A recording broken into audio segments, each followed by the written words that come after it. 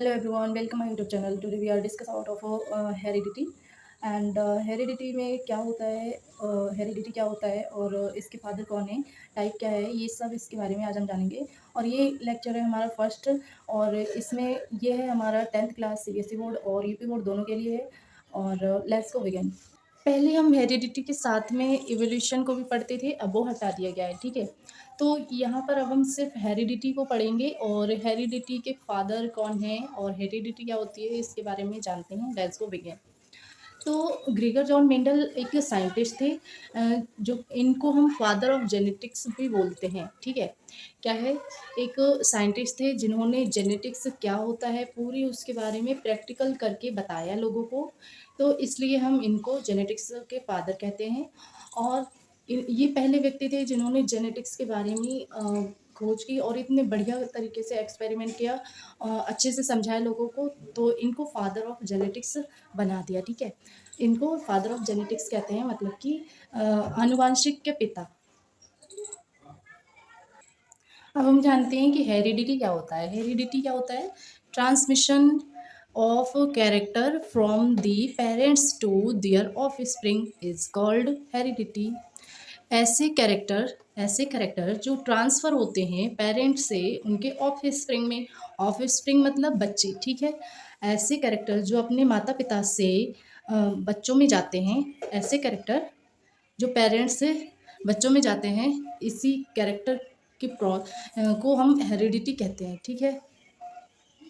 इस ट्रांसफ़र होने की प्रोसेस को हम हेरिडिटी कहते हैं, ठीक है। वेरिएशन क्या होता है? The difference in the character among the individual of a species is called variation. एक स्पीसीज में जो डिफरेंस कैरेक्टर में आता है, उसी को हम क्या कहते हैं? वेरिएशन कहते हैं। वेरिएशन मतलब कि डिफरेंस, ठीक है। जैसे ये आपने देखा होगा कि एक ही पेरेंट्स के चार बच्चे हैं मान लो, तो चारों का फेस एक जैसा बिल्कुल भी नहीं है, उनमें डिफरेंस है। तो व्हाट रीज़न? तो this reason is a variation, ठीक। वेरिएशन के कारण उनका फेस, उनका हर चीज़ अलग अलग दिखता है, ठीक है। तो वेरिएशन समझ में आ गया।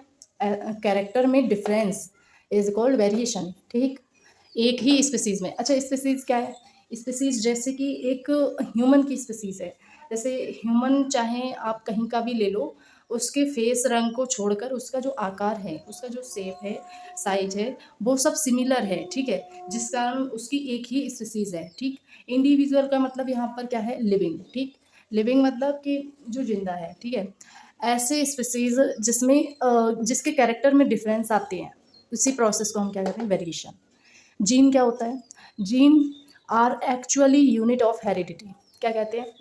जीन सच में, जो जीन होता है वही हेरिडिटी की यूनिट होता है, इकाई होता है, ठीक है। वेरिएशन क्या होता है समझ में आ गया, हेरिडिटी क्या होता है समझ में आ गया। अब हम जीन के बारे में पढ़ रहे हैं, तो जीन क्या है? सच में या वास्तव में जो हेरिडिटी होती है वो मेनली जीन ही होता है, ठीक। Transfer character from parent to their offspring during reproduction. जब रिप्रोडक्शन किया जाता है तब बच्चों में माता पिता से कैरेक्टर जाते हैं, ठीक। और जो जीन होता है वो अगर आपको अभी भी नहीं समझ आया तो मैं आपको ईजी वे में समझाऊँ तो क्या है? डीएनए होता है, उसमें एक स्पेसिफिक पार्ट होता है छोटा सा, जो एक ही पार्ट नहीं होता है। डीएनए में बहुत सारे पार्ट होते हैं छोटे छोटे, जीन उनको कहते हैं। और जो कि क्या करते हैं? फंक्शनल प्रोटीन को बनाते हैं, उनको हम जीन कहते हैं। अगर नहीं समझ आया तो मैं दोबारा से समझा रही हूँ। डीएनए है, ठीक है। डीएनए में ये एक छोटा पार्ट है, इधर छोटे छोटे पार्ट है बहुत सारे, ठीक है। लेकिन ये वाला पार्ट जो है ये प्रोटीन ही बना सकता है, ये वाला पार्ट सिर्फ प्रोटीन बना सकता है, या फिर ये वाला पार्ट, मान लो ये वाला पार्ट प्रोटीन बना सकता है, ठीक है। इन फ्यूचर ये फंक्शनल प्रोटीन बनाएगा। क्या बनाएगा? प्रोटीन। कैसे बनाएगा? फंक्शनल। जो काम कर सके प्रोटीन, उससे डीएनए क्या करता है? प्रोटीन बनाता है। इस एक स्मॉल पार्ट ऑफ डीएनए, इसको हम ऐसे बोल सकते हैं, small part of DNA it is form a functional protein is called gene, okay. ये आपको समझ में आ गया। And chromosome. क्रोमोसोम क्या होता है? थ्रेड लाइक स्ट्रक्चर होता है, मतलब कि धागे नुमा स्ट्रक्चर होता है, ऐसे करके ऐसे, ठीक है। फिर क्या होता है? इन न्यूक्लियस। और ये क्या है? न्यूक्लियस के अंदर होता है। ये न्यूक्लियस हो गया हमारा, ठीक है। न्यूक्लियस, ठीक है। ये न्यूक्लियस के पोर हैं, ये हमारा न्यूक्लियस हो गया। इसके अंदर क्या है, थ्रेड लाइक धागेनुमा स्ट्रक्चर होता है chromosome of a cell, cell के अंदर, ठीक है, फॉर्म्ड ऑफ डीएनए, यही डीएनए बनाता है, ठीक है। कितने क्रोमोसोम होते हैं एक सेल में, 23 पेयर, मतलब कि 46 क्रोमोसोम होते हैं। अगर आपको नहीं समझ आया तो मैं इजी वे में दोबारा से समझ, जब ये ऐसे करके ये क्रोमेटिन के रूप में डीएनए पड़ा है तो इसको हम क्या कहते हैं, क्रोमेटिन, ठीक है। धागेनुमा पड़ा है तो इस जब डीएनए धागेनुमा पड़ा है तो उसको हम क्रोमेटिन कहेंगे, ठीक है।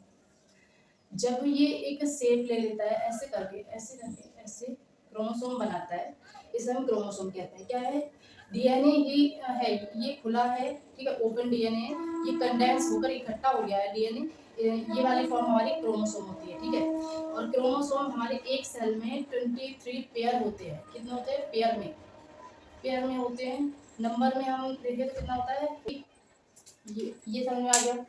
अब क्या है, डोमिनेंट क्या होता है, a gene expression its effect even in the presence of another gene, ऐसा जीन जो दूसरे जीन की प्रेजेंस में खुद को एक्सप्रेस करे, ठीक है। मतलब कि जैसे एक जो स्मॉल टी है, उसके होने पर भी कैपिटल टी अपने आप को प्रेजेंट एक्सप्रेस करती है, ठीक है। मतलब कि स्मॉल टी होगी फिर भी कैपिटल टी का काम दिखेगा आपको, स्मॉल टी का नहीं दिखेगा, ठीक है। तो ये हमारा डोमिनेंट हो गया, ठीक है। रिसेसिव क्या है, रिसेसिव सिर्फ अपने साथ के एलील के साथ में ही अपना एक्सप्रेशन दिखाएगा। क्या है, ये सिर्फ स्मॉल टी के ही साथ में अपने आप को एक्सप्रेस करेगा, ठीक है, अपने आप को दर्शाएगा, अपना फंक्शन करेगा। इसका फंक्शन सिर्फ तभी दिखेगा जब स्मॉल टी इसके साथ में होगी, ठीक है। तो क्या है, recessive gene visible only when there is no dominant gene present, जब डोमिनेंट ये वाला जो है बड़ा कैपिटल जो है एलील, इसके प्रेजेंस में ये अपने आप को एक्सप्रेस नहीं कर सकता, ये सिर्फ खुद के एलील के साथ में ही एक्सप्रेस कर सकता है खुद को, ठीक है। समझ में आ गया, अगर नहीं समझ आया तो कमेंट में आप पूछ लेना, ठीक है। जीनोटाइप क्या होता है, जीनोटाइप, इसमें जब आपको नाम पढ़ेंगे जीनोटाइप, ठीक है। जीनो मतलब जीन, ठीक है, क्या है, description of gene present in an organism, ठीक है। जो जीनोटाइप है वो जीन के बारे में बताते हैं, और फिनोटाइप जो है वो कैरेक्टर विजिबल इन ऑर्गेनिज्म। ये क्या है, फिनोटाइप जीनोटाइप, बहुत इजी है, बहुत इजी। क्या है, जो फिजिकल प्रॉपर्टी दिखती है हमें, ठीक है, जो हम सामने से दिखता है वो चीज फिनोटाइप हो गई, और जो हमें जीन में दिखेगी वो हमारी जीनोटाइप होगी, ठीक है। समझ में आ गया, नहीं समझ में आया कोई बात नहीं है, आप इसको ऐसे देख सकते हो। देखो, ये अगर